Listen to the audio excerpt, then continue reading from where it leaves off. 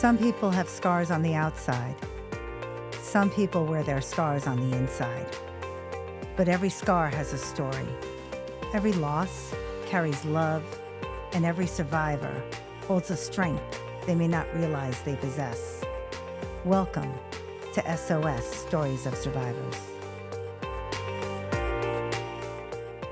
Welcome back to S.O.S. Stories of Survivors. I'm your host, Serina Dansker, and here we share stories of resilience, healing, heartbreak, and the incredible strength of the human spirit. Today's guest has a story that's so powerful, emotional, honest, unlike anything I've ever heard before. This is Gregg Kirk. He's an author, a healer. He is a Lyme disease advocate and a founder dedicated to helping others who suffer from chronic illness. But more than that, Gregg became an advocate in helping other people's, and he spent over a decade fighting for his own life. And through his devastating and often misunderstood disease, Lyme disease, this battle nearly cost him his life. But now he helps other people after a near-death experience conquer and get through this disease. Everything changed for Gregg when he followed a healing journey. He had a spiritual awakening, and he now talks about his purpose, his spirituality, and I'm so grateful to have Gregg here. Welcome, Gregg. Thank you for being on the show. Thank you, Serina. Thank you for inviting me. Oh, my gosh. I just wanted to say that I'm so excited to hear about your experience. But before we get started on everything that you've done and your journey, I'd love to let our audience know who you are. And before Lyme disease, who is Gregg Kirk? And tell us a little bit about your passions and where you grew up and that. Yeah. So I grew up just outside of Philadelphia. We were talking earlier. I was born in Kansas. My dad got a job for DuPont. We worked. He got a job in Wilmington, Delaware. Then we moved to Clinton, Iowa. Wow. Which was pretty disruptive for me because that was right when I was getting to be a popular kid in school, and then went to high school in Iowa, and it was kind of whatever. It ended up being a great experience for me because it forced me to learn how to make friends because I when you're born in the same place and live in the same place, it kind of comes easy. So then we moved back again to Wilmington, Delaware. Again, it's just like half an hour outside of Philadelphia. I went to University of Delaware. I've always been interested in music. I learned how to play guitar when I was 14. Wow. And I started in bands, and then I started doing writing. So it was kind of like a parallel path. I want to be a writer. I want to be a rock star. And I got very close. Well, whatever. So that was my passions. I started, after I graduated University of Delaware, I started my own entertainment magazine called Big Shot Magazine. Wow. In 1989. So it was a music and entertainment publication that was, went all over the eastern seaboard from Philadelphia down to Rehoboth Beach and the shore points in Delaware. That's amazing. Thank you. It was a lot of work, as you can imagine. I'm sure. We did it monthly, and it at the same time, I'm pursuing the band stuff, and it got to be a point where I was writing about things. Record labels would contact me and say, "Hey, we're interested in the best bands in the Philadelphia area, and so we want you to tell us what venues they're playing." And I would do this thing where I would say, I'm going to make your life a lot easier. I'm going to book the best bands in the area in one venue. You come, and then we'll have lunch afterwards when you tell us, what you think. And by the way, my band, I think, is one of the best bands in the area. So you're going to get to see them too. That's amazing. And, so we opened for the Goo Goo Dolls, Fugazi, all these big bands. And Wow. A&M Records came and took a look at us and put us on what's called a spec deal. So they said, we're going to put you in the studio. We'll pay for everything. And if we like it, you're signed. And everything went well until our A&R guy got fired. Our artists and so our representation went away. But we got a record out of it. And then that was right around the time I sold my magazine. So it was a big moment of transition. It was during the internet boom. So I parlayed my experiences with writing and learning how to put, an actual physical newspaper together to working for one of the biggest newspapers in the area and helping them turn their news into online. Wow. So this was back in like 1997. Yeah, that was in its infancy. It was, and they were terrified that it was going to ruin their subscriptions, but it didn't, obviously, and it took over. And so it was an exciting time to be a part of that. And then I started getting recruited, and basically that's how I ended up in Connecticut, because there was all these little businesses that had millions of dollars to throw around at the internet. So I got called up here to work a job that was an internet publishing job that only lasted about 6 months. And then it was just fine because I was, getting recruited all over the place. It was kind of like if you knew it was like knowing magic back then. If you knew anything to do with the internet, you could walk into a corporate environment and it was, I say it's like being a one-eyed man in the land of the blind. Like you could tell them anything, about the internet, and they'd be like, "Ooh, this sounds like magic. We're going to pay you, thousands of dollars for your knowledge." So I ended up in a corporate job, which I never saw that coming. But it was the money. It was like, oh, I'm going to do this, and this was right around, 2000, 2001. And in this short period of time, so I'm hearing things about Lyme disease, and I hear Connecticut is where it was discovered. Right. And I'm hearing all these people getting Lyme disease in Connecticut, but I'm not worried about it because I'm not really I'm just cutting my own grass, in my yard, but I'm not going on long hikes and tall grass. Yeah, were you in Fairfield County or were you further north? Yeah. I was in Norwalk. And so didn't think anything about it, and then all of a sudden I started having all these really strange symptoms right around the time when like the major stressors in my life occurred. So we were buying a house and selling a house and having the birth of my daughter, all in the course of 1 month, and then things at my corporate job were not going well. And somebody said to me one time, like, there's like the top 10 stressors in life. Somebody figured this out, and you've got like half of them. Like, okay. And like, that makes sense. And then that's when I started having these strange symptoms. So like it was almost, you could say in an instant, right? Where you started to have these strange symptoms while everything else was going on? Or it started slowly coming into my life so even now that I know about Lyme disease and I've become a Lyme practitioner, the symptoms I was having weren't considered classic Lyme symptoms because, today people say, oh, you see a bullseye rash, you pull a tick off. I didn't have any of that. Right, no tick, no rash or anything like that. I would eat a meal and feel like I'd been drugged. Wow. And feel like I needed to take a nap, but it wouldn't always happen. It would happen with certain foods. So I didn't know. I thought I had some gastrointestinal issue. Or an intolerance to certain foods. Yes, exactly. So I went to my general practitioner and did all these normal tests for cancer and diabetes and heart disease and things I clearly didn't have. Right. And then he said to me, your symptoms aren't life-threatening, so maybe you just learn to live with them. I thought, what? I've never heard of that as a diagnostic approach for a disease, like learn to live with it. Oh my God. And he wasn't the only practitioner who told me that. Other practitioners did. And then because, none of this fell within his wheelhouse of what he knew, he started to, speculate that, are you depressed? I'm like, okay, I know where you're going with this. Wow. I'm not depressed first, and then I feel bad. I feel bad, and that makes me depressed, as it would anybody. So he's, so he gave me a prescription or a referral to a psychiatrist. I'm like, all right, you know what? You're not listening to me, telling me I need to learn to live with my symptoms, and I'm crazy.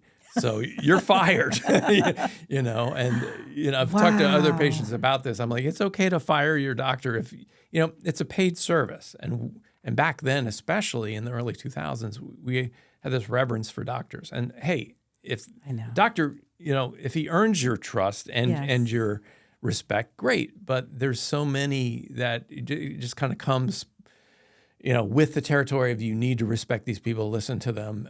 But if they're not, if they don't have your best interest in mind, and if they're just kind of slinging pharmaceuticals at you without listening to your sensitivities and the details of your symptoms, then that's a problem. I totally understand that. I've had experiences like that too. Yeah. Try this drug. Oh, that didn't work. Try these 2 combos. Yeah. Oh, that didn't work. Here, try this other one. Right. Yeah. Oh, now you got a symptom because of this drug?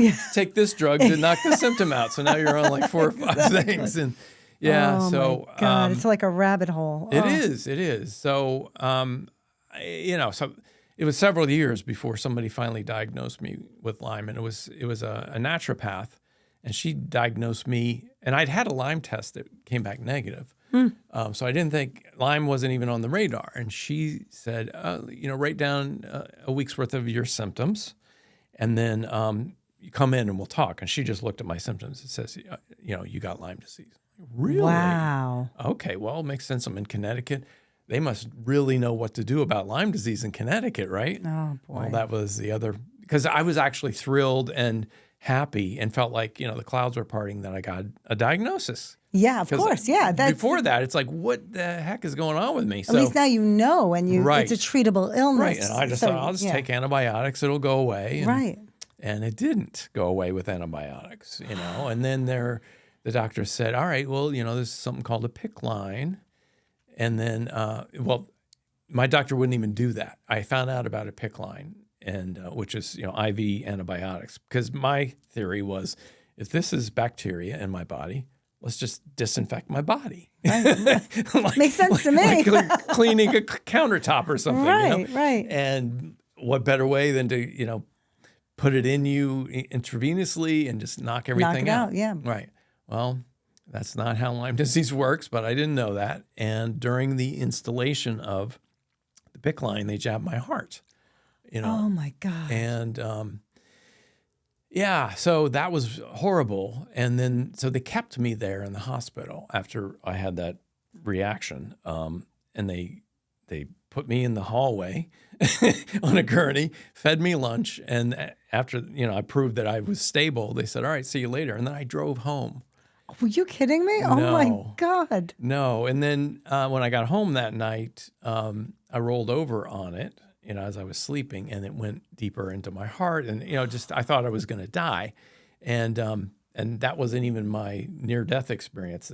Although I thought that maybe qualifies as one of them, because I woke up from the feeling of something invading my heart, and then my heart started I guess I had a heart attack. And I went downstairs in our living room I thought I was going to die. I laid there until the sun came up. And it was so weird because at my corporate job, I was giving a presentation that day. I didn't even call work, which was totally unlike me because I thought I might die, Yeah. Maybe that's a good excuse for not going in.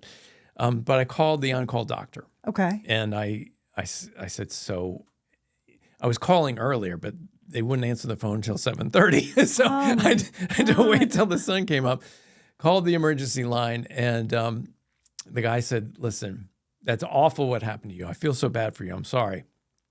But the whole reason you got this installed hasn't been realized yet.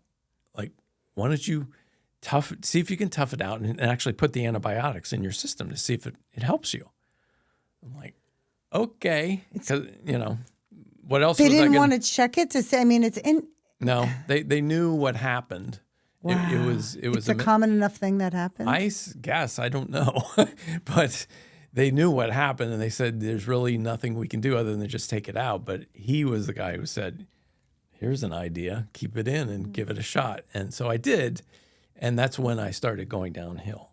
Oh boy. The antibiotics didn't have a good effect on my body. It had, I think it killed some of the Lyme, but the single antibiotic approach doesn't cover all the co-infections for Lyme disease. So how long were you doing this for? I did it for 3 months. Wow. Yeah, and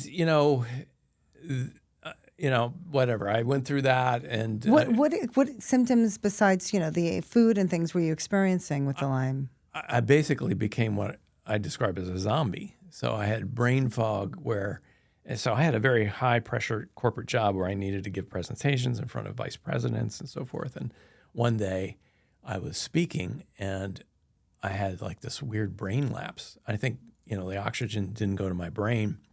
I was thinking about a word and it wouldn't come to me. And then I kind of obsessed on it. And it turned into a panic attack that I had in front of all these vice presidents. Where I was standing up there sweating and heaving and, couldn't catch my breath. Wow. And everybody, it was like I've had nightmares like that. Sure. So, I was in a very competitive environment and some people were happy to hear that happened there, But my boss came in and after, I was covered in sweat afterwards. I went back to my office. He had to fill in for me because I'm just up there like, like a zombie. All of a sudden, something came over me. I go back to my office, and he said, "Was that Lyme disease? Is that what happens to you?" And I said, "Yeah." So he said, "Take the rest of the day off." And then, so that was rough. And at that point, I thought, I don't know what else to do. I didn't have any other options available to me, and but then it got worse. So one night, my wife and I had a big argument. The PICC line had actually been pulled, but I still had the heart damage. And I went to see a doctor, and my sinusoidal node, which is the internal pacemaker of your heart, that had been jabbed.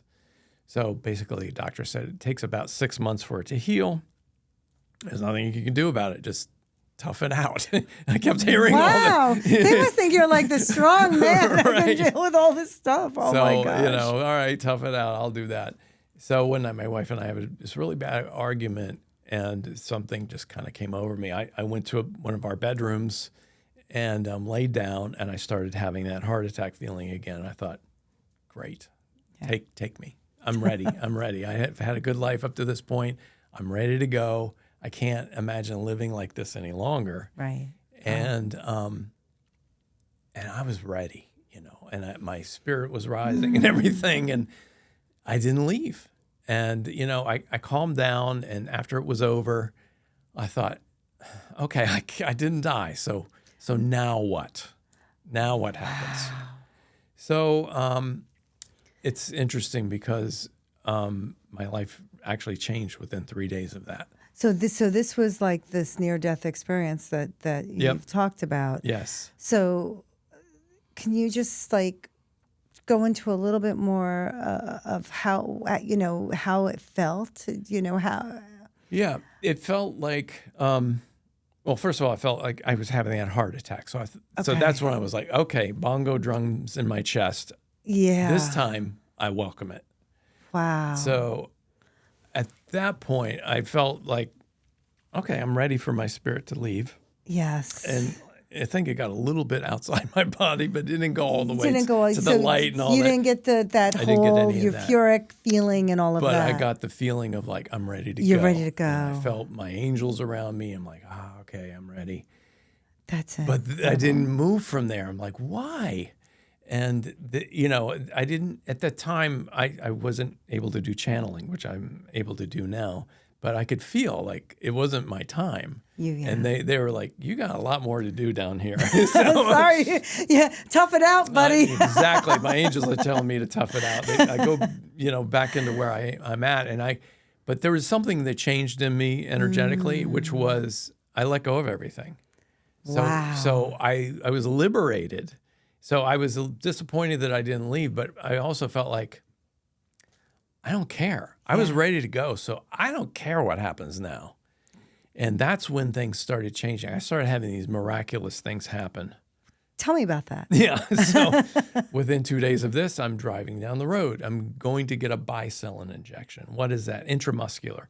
So instead of PICC lines, my doctor says, we got an option for you. Oh. Needle, 10 inches long, my God. goes into your butt. By the way, if I hit a nerve, permanent, pain and neuropathy in that, like, okay. And then what? Wow. Oh, then when the stuff goes in you, it feels like somebody wallops you with a cane and you can't sit down for at least a day. Like, so I laugh. I'm like, okay, so it was either the thing that almost killed me and jabbed my heart or this thing that I do weekly.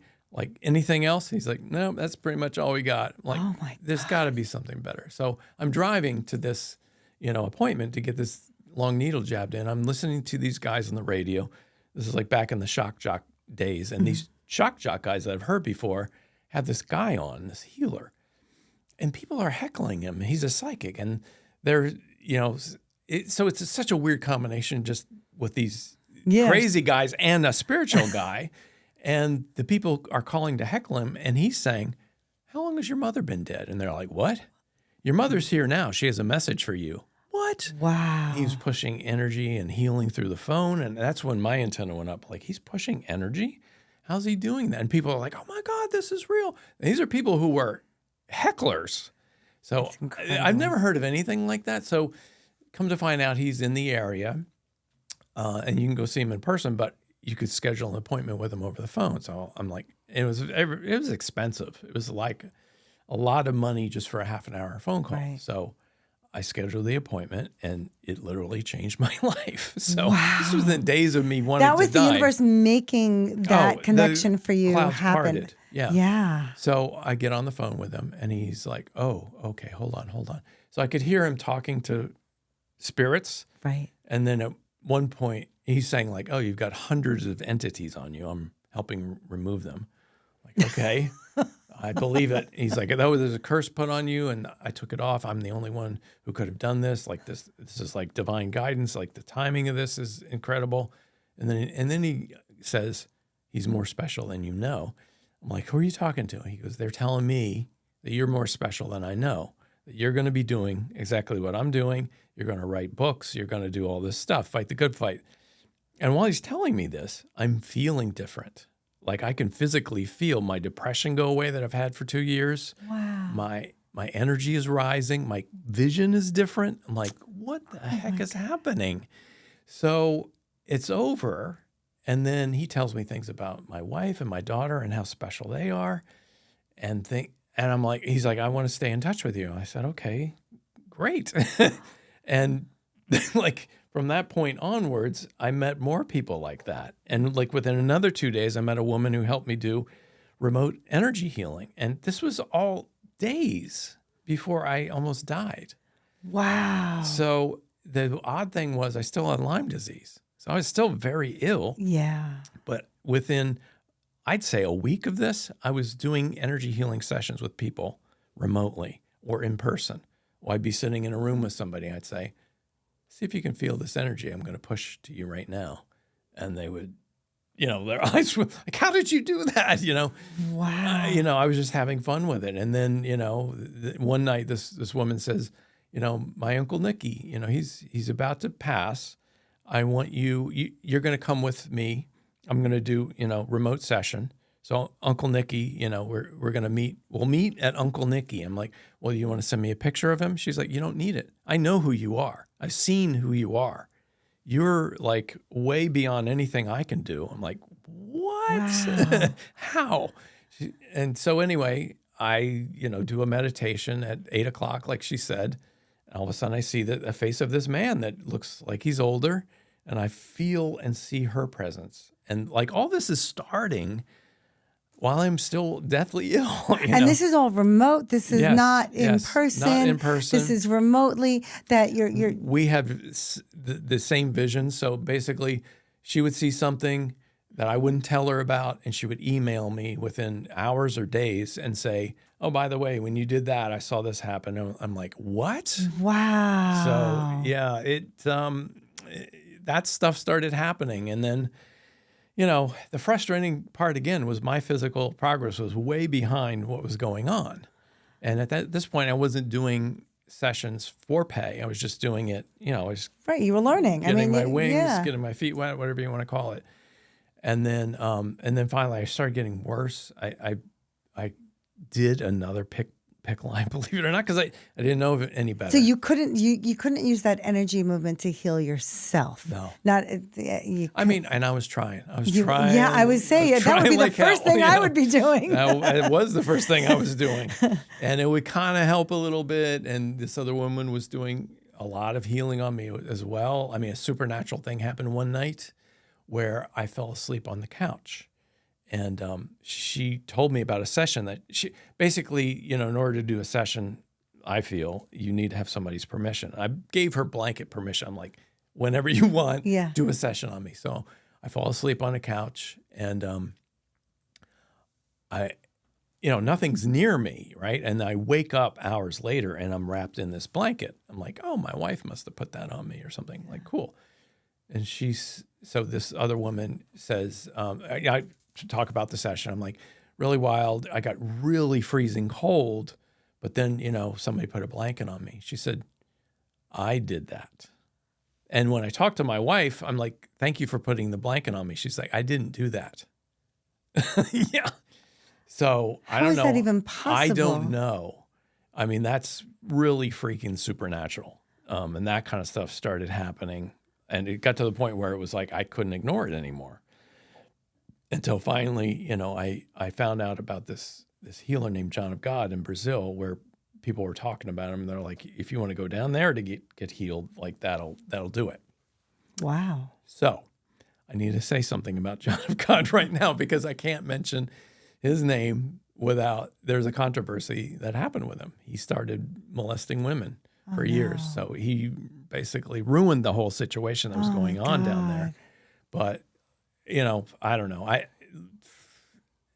So it's a really difficult thing to understand and talk about, but he created the most supernatural biblical situation in Brazil, where when I first went down there, I could feel the energy like on my arms and my legs. Wow. And people were having spontaneous healings. I can't tell you how many miracles I've witnessed, including my own. People with cancer walking away healed. Unbelievable. Yeah, people blind. I mean, not blind. I mean, this is literally like stuff you read about And in the Bible. what year was this? This was in 2011. Okay. Yeah. So other famous people were being healed by him. Wayne Dyer, famously. Oh, sure. I know Wayne Dyer very well. He got healed. I saw some famous people down there too. And anyway, it was, so I went down there and I didn't know anything about it. And thankfully that's what helped me, because I had no expectations. Yeah. So I didn't even read the information. It's a long story about how I ended up down there, but I actually consulted a psychic because I was upset. Like, why am I not healing? And I would call this woman every year to just kind of do a reading on me. And I mentioned John of God. She's like, oh yeah, all the doorways are opening. Like, you can go down there. Yes, go. And she even knew a tour group that I could, it was like all lined up. And so it was within 2 weeks of this, I was in Brazil. Now, did you go by yourself? Did you bring your family? By myself. No, my wife didn't want to go. It was for me. Yeah. And that was what made it important, is because it was 2 weeks down there. So being away from my family, just that was a healing experience. Unplugging from your life. That they told us that. But then this supernatural stuff that was going on, like I had my first what they called psychic surgery or intervention down there. You just sit in a room, and he would come in and say a blessing in Portuguese.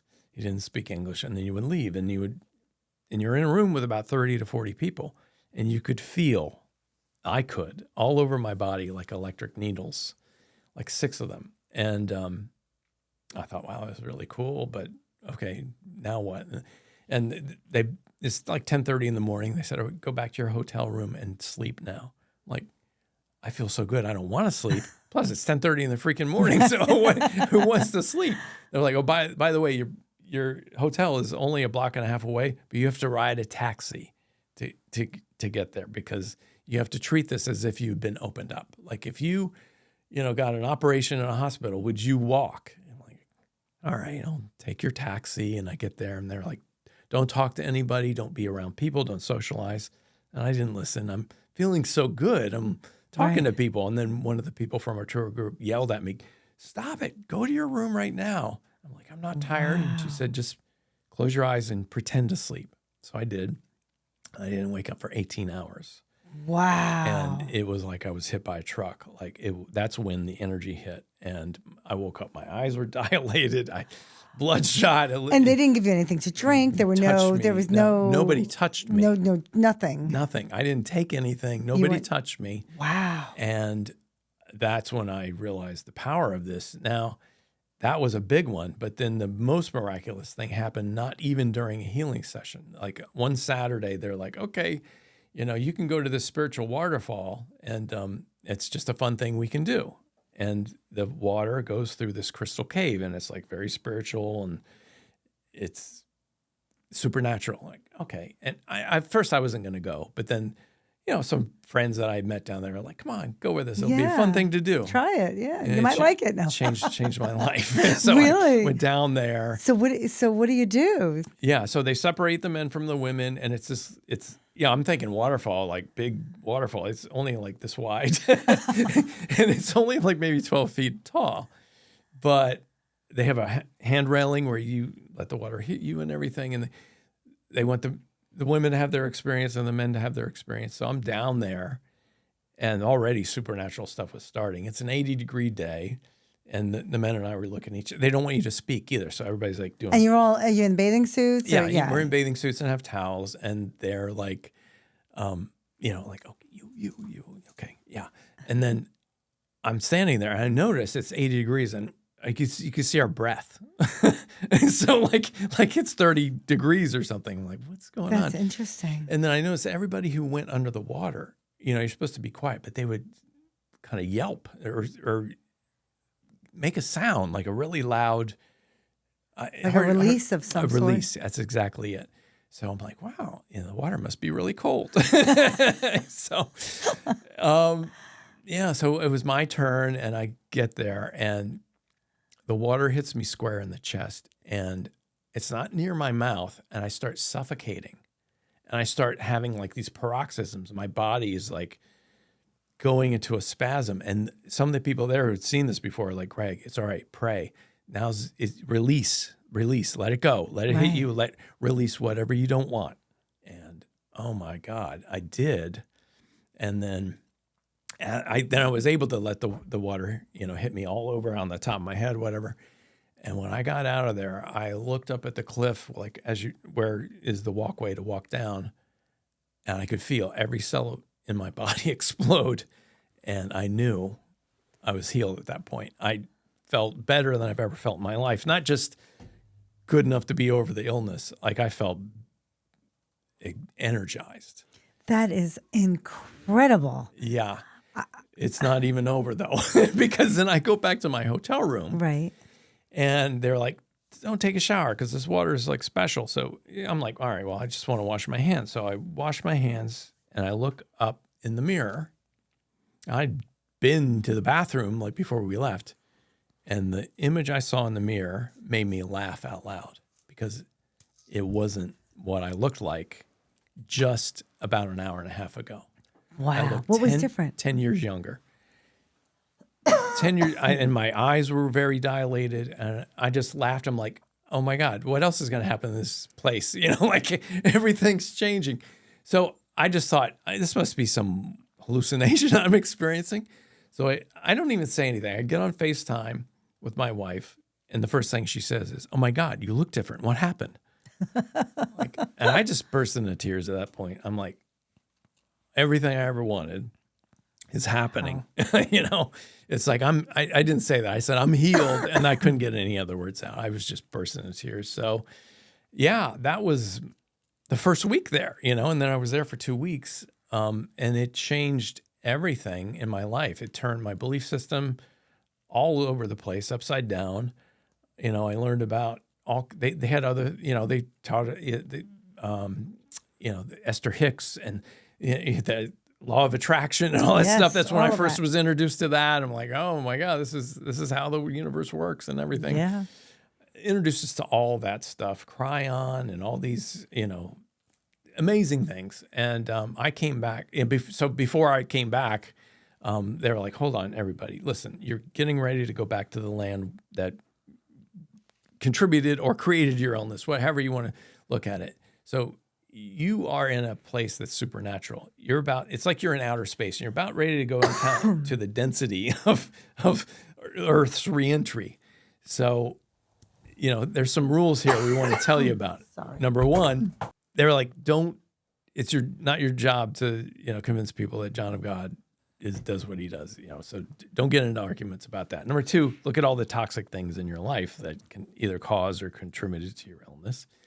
And you don't have to participate in those. And they're saying things like, don't watch horror movies anymore. Why would you, traumatize your system over those kinds of things? And look at, being service to others instead of selfish. And so I didn't listen to any of that. I'm like, I'm healed. I don't think I need to hear any of this. So you just felt everything was, you could tell, like your body was. There's no doubt about it. I had no symptoms anymore. So I come back and people would notice it. Like at my job, some people pull me aside and say, where did you go? Like, I want that. Whatever you had. The fountain of youth. Right. I want that. And anyway, so everything I thought was fine. And then within about 6 months, I didn't change anything in my life. And the symptoms started coming back. Oh, no. Yeah. And then, so my thought is, I got to go back down there again, which I did. Wow. It's 10 hours and thousands of dollars. And when I went down there, I met, it's a small town. I mean, they literally have, carts drawn by, donkeys. I mean, it's wow. Chickens just roam around and make nests like in the ground in the town. So, the foreigners there and, a lot of Americans. And this woman said, oh, good to see you again. Are you going to come down here every year to get recharged? I'm like, oh, yeah. No, that sounds like a crutch. That sounds like if I have to do that every year, what kind of life is that? And there were people who lived there, by the way, because there's like a zone of energy. It's about a mile long, about 500 yards wide, where if you're ill, you won't be ill in that zone. But you literally cross the street and your illness comes back.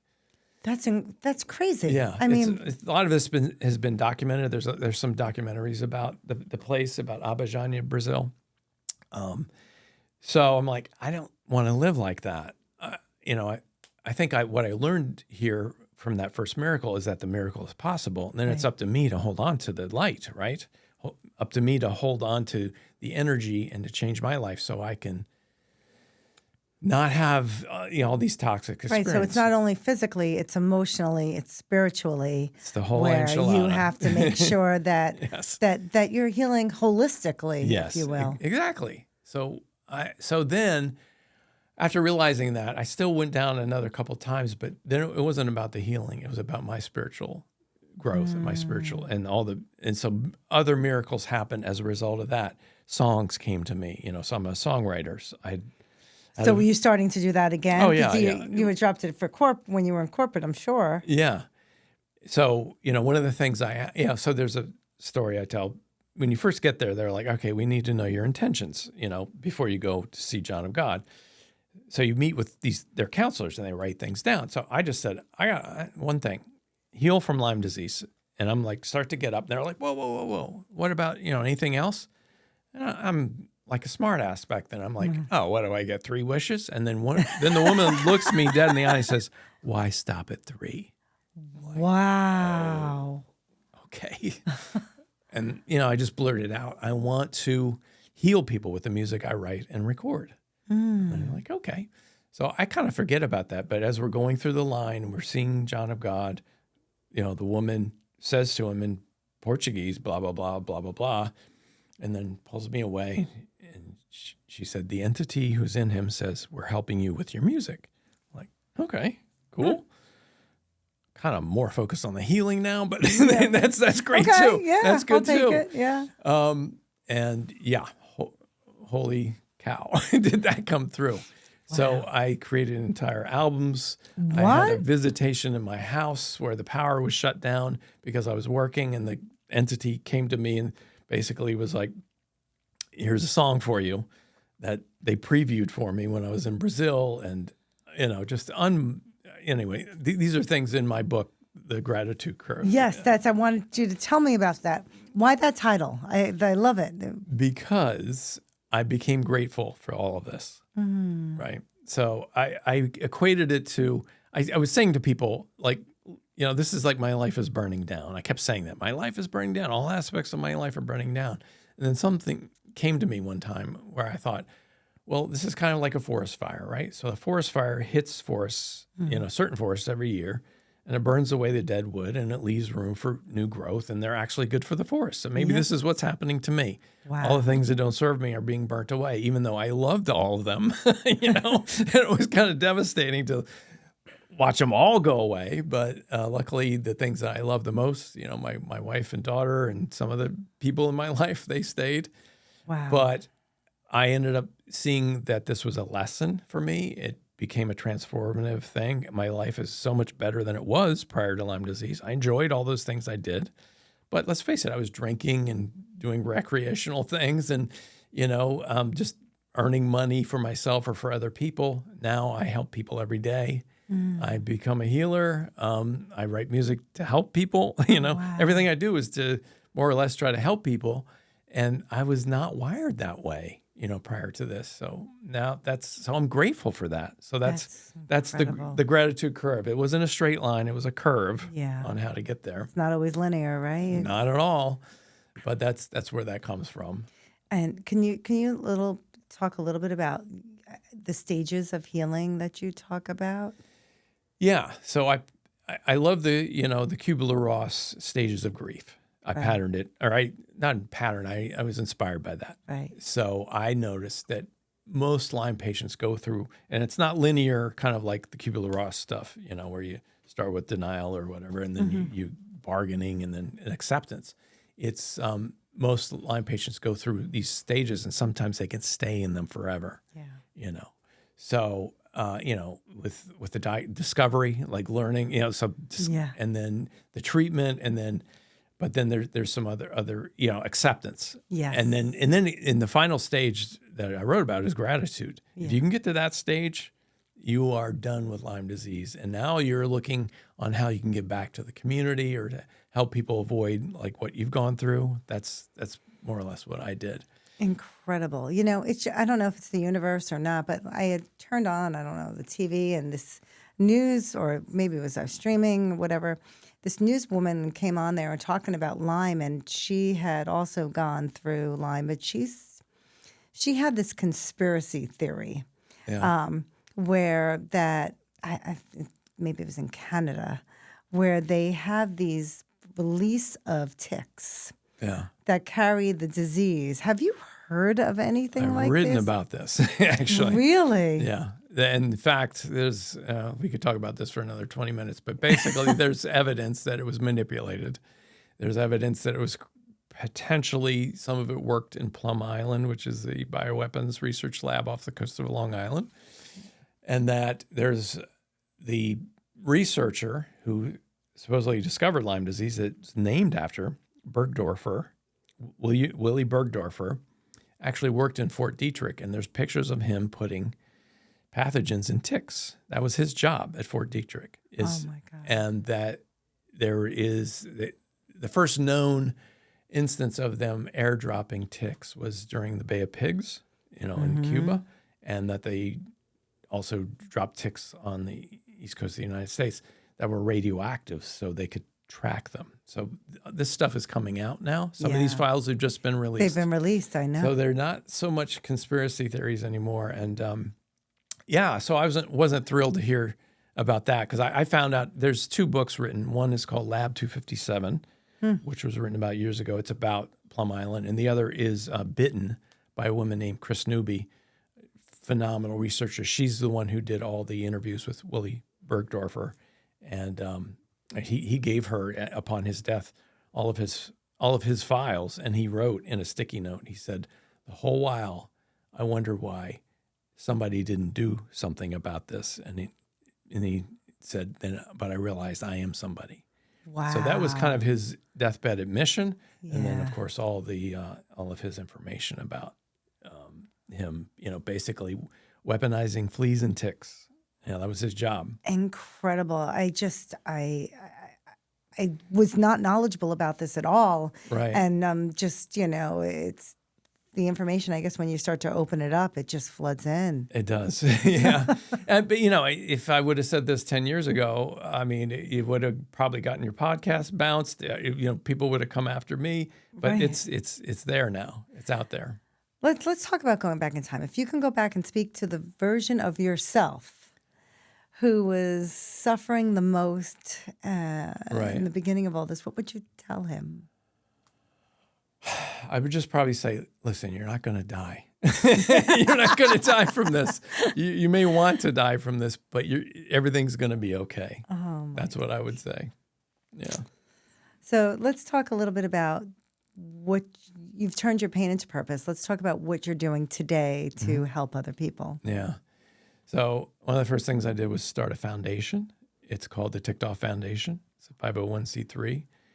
It helps people around the world, mainly the United States. We help people with treatments that people can get at a discount. We don't sell the treatments. We've worked that out with companies that make the treatments, all natural treatments. And then we have something called microgrants. So if people have trouble staying on the treatments, we can help them with a little bit of financial assistance. We don't give out grants like we used to because we just don't have the funding. So if anybody watching this would like to help fund us, please go to tickedofffoundation.org and click the donate button or find out, reach out to me. So there's that. Then as I got going on that, one of the treatments that got me better called the Cowden Protocol, I developed a non-financial relationship with that company. And they just out of the blue surprised me and said, would you like to be trained by Dr. Cowden himself? Wow. And yes, so I did. So that helped me help the patients through the foundation for free. And then patients started saying to me, listen, my cousin has Lyme disease. She's not going to be qualified through your foundation, but she would pay you, for what you know and your treatment help. So I started the Lyme Recovery Clinic that's in Darien. But I also, I help patients also around the world with that, with Cellcore, Cowden Protocol, some of Dr. Neil Nathan's remedies for mold, because mold is a big thing that's happening to a lot of people now. COVID also, long-term, long haul COVID and chronic Lyme disease kind of like dovetail into each other. Wow. And along with mold illness, I see all these things happening now. Illnesses that we never saw, 10, 20 years ago are now erupting. And the natural treatments seem to be the ones that are actually working and making a difference. And then on top of it, I do energy healing. So so that's, sorry to plug. No, this is good. You should. my more recent book, Your Love Will Make the Difference, is all about the stuff that happened after the gratitude curve and the energy healing that I've been doing. That some of it has brought about miracles in other people, like almost, the kind of stuff that I experienced in Brazil. It's not me doing it. It's their guides. It's their angels, whatever you want to call it, where people are having these amazing results from energy healing. It's amazing. Because I believe at some point in our, evolution, we're not going to need, even though the natural treatments are better than pharmaceuticals, I think there will be a day when we won't need physical treatments. The energy work wholeheartedly will do it. believe in that. When I was at my lowest, when I lost my son, I was shattered, and I went to a healer, and she would ask me, what do you need? And I said, I need you to heal me. I knew deep down in my soul, I was so broken and so shattered. I just needed my energy to be shifted. Yeah. And twice a week I would go for like months. Right. And I attribute my recovery or my ability to move forward and regain and become the person I've become to her. Yeah. I do. That's amazing. And that, that's one of the best ways to relieve grief and trauma from your life is not through medicine, it's through energy medicine. Yes. Yeah. Firm believer in that. All right, let's lighten it up a little bit. I call this the lightning round. Okay. So, what's one word that describes who you are today?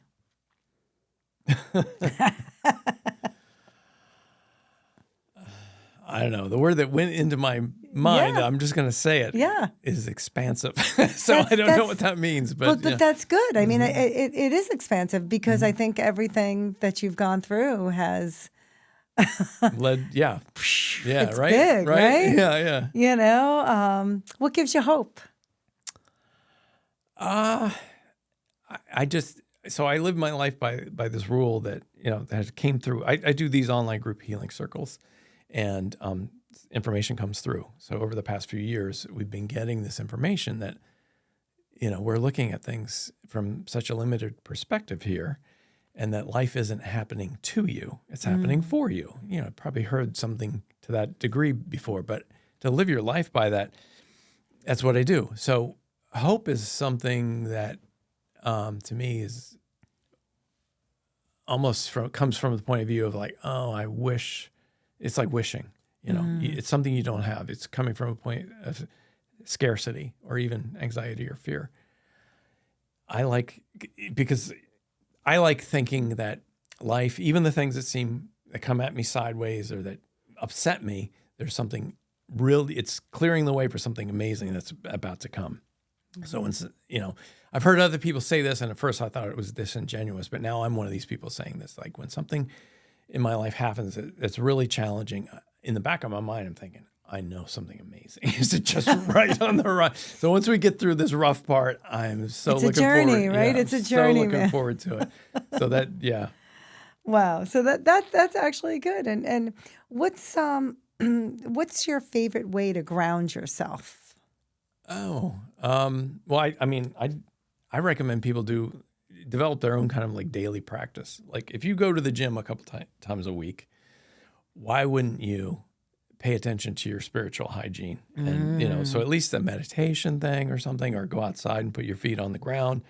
I used to do, and I do it every now and then, what's called sun gazing, where you actually look directly at the sun through your hands filtered, just for a few seconds. You don't do it for very long, but you build up. So, people can do it for a minute or so, but that letting the sunlight, and you only do it when within 40 minutes of the sun rising or setting. So you don't look right up at the noon sky, Right. No. burn your Don't burn retinas out your corneas. Right, exactly. So look up what that is, but it's something you do a few seconds. That and the grounding, it's transformative. Your energy rises, you feel healthy. Like if you're having a bad day, sometimes you can do that. But during the winter, it's hard to do that. Although I have hardcore friends who go out in the snow and ground for a few seconds. Yeah. But if you can't do that, then just some sort of a meditative practice. Find a meditation that works for you if it's guided. I do toning. I got trained by a guy named Chogyal Rinpoche to do a certain chant called the Green Mantra that just uplifts me every time I do it. It's almost like it's a cool song, honestly. So look that up on YouTube. It's called The Green Mantra, Chogyal Rinpoche, and just do that for 15 minutes. Sing along with him, and it transforms your energy, just cleans you out. Wow. So it's I'm good. going to try that. Yeah, cool. I'm definitely going to try that. And Gregg, your story is so inspiring. I'm so grateful that I got to meet you and hear about your story. Likewise. I appreciate your vulnerability, your honesty, and I want to just tell people if they want to reach you, to come be healed by you, how do they do that? It's easy. It's just come to my website, which is my name. So it's greggkirk.com. So it's GREGGKIRK.com.